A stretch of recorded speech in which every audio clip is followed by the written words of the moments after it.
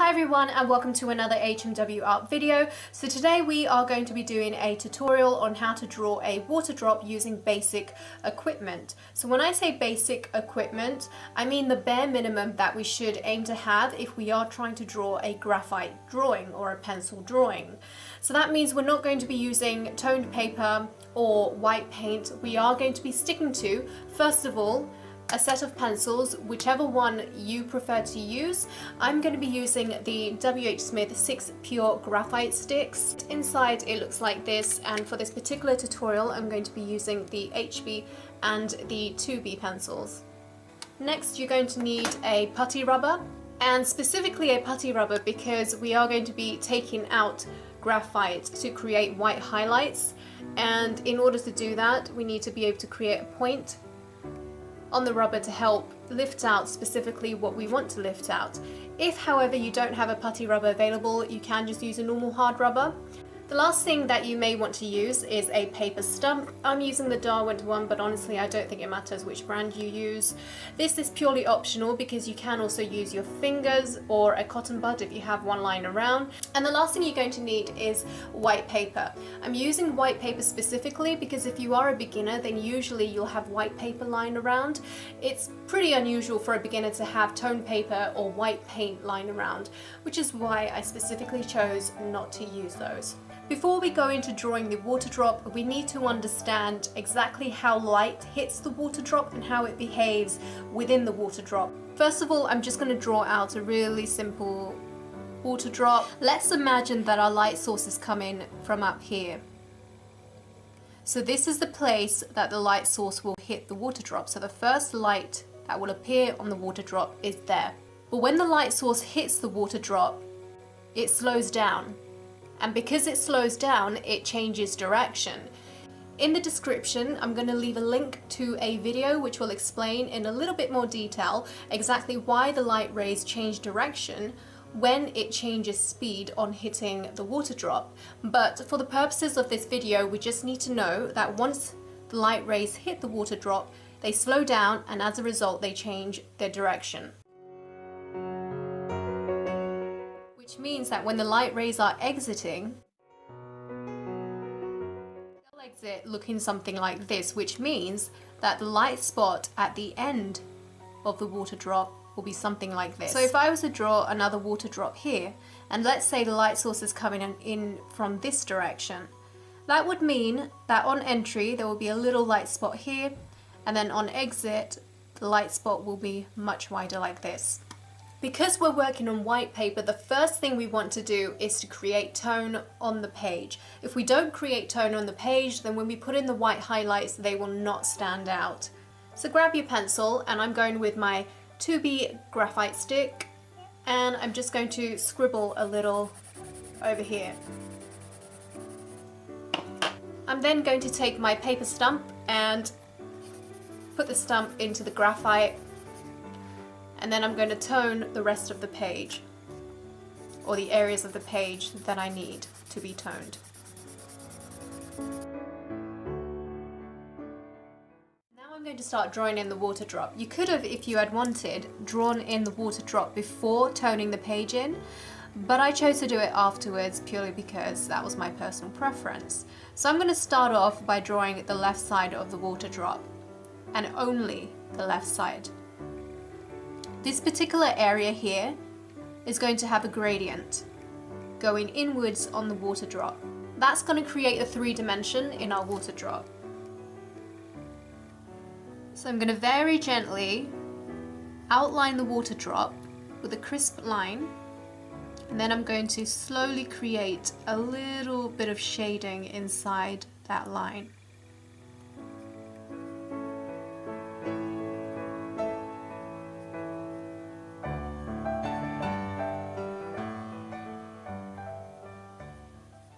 Then I'm going to take my paper stump and blend that shading outwards.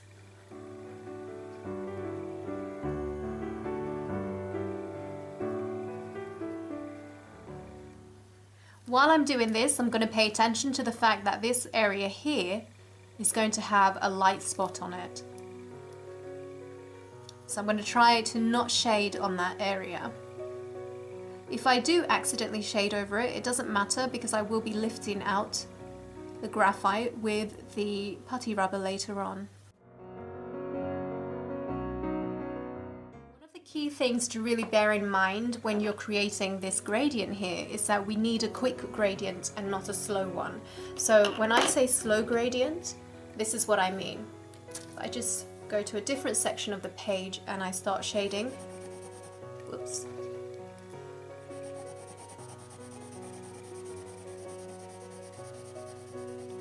If I go back over again just to neaten up that graduation. You can see here that it takes a while to get from the darkest shade to the lightest shade. But when we come to the water drop, we need to go from the darkest color to the lightest color pretty quickly. And that's what I mean when I say that the graduation should be quick on the water drop, because if it's slow, that would mean that the graduation would continue all the way across the entire water drop. But that won't help give us the illusion of a 3D water drop. So I'm going to go back in with my HB Pure Graphite stick and I'm going to again intensify the shading around the edge. And again, I'm going to go in with my paper stump and just blend out any harsh lines.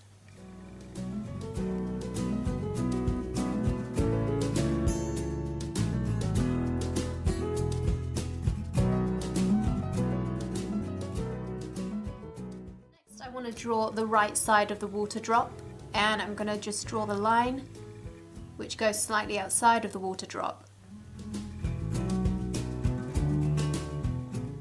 So the shading will now go on the outside of the water drop because the light spot will be in this area here. So I'm just going to darken the outer area. And then I'm going to start creating a gradient going outwards.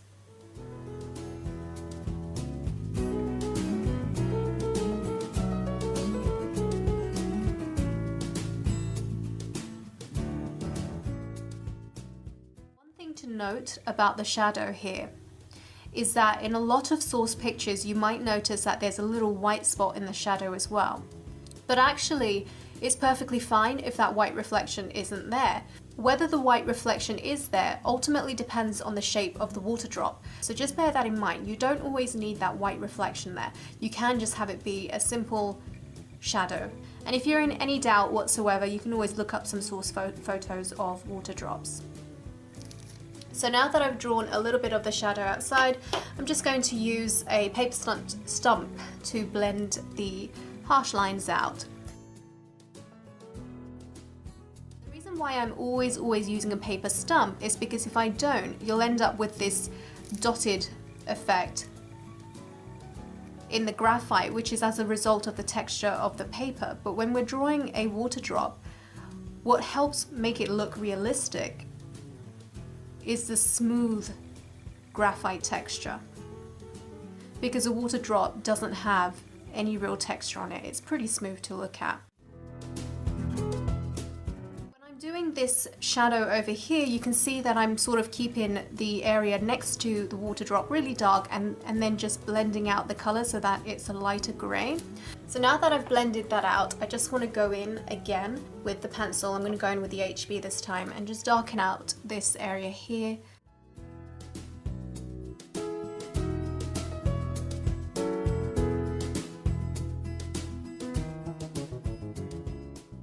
you can see just by adding this shadow on the outside of the water drop, we're already highlighting that this area is white, and that's before we even lift out color with the putty rubber to intensify the light source there.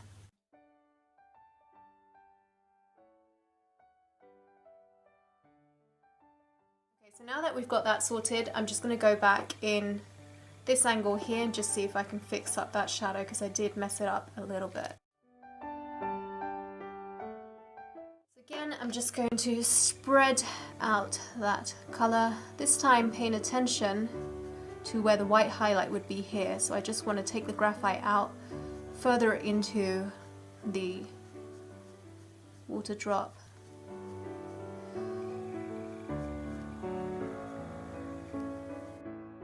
Okay, so the final step to the water drop is to get the putty rubber, turn it into a point and just start lifting colours or the graphite out.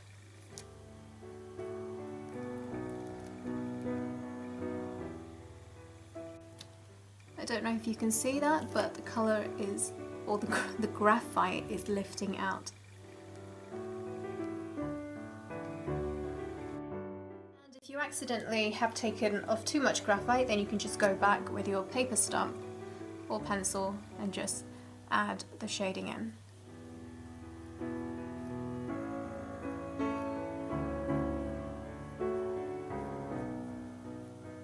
So this is the final water drop. As you can tell, it is not as realistic as it would have looked if I had used white paint for the highlights and tone paper to try and bring out the highlights. It is really difficult creating something that looks realistic with only the basic equipment that I used today.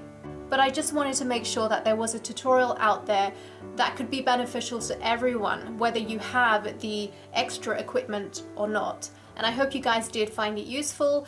Please let me know if there is anything else on which you would like to see me do a tutorial. And thank you for watching, and I will see you guys next time.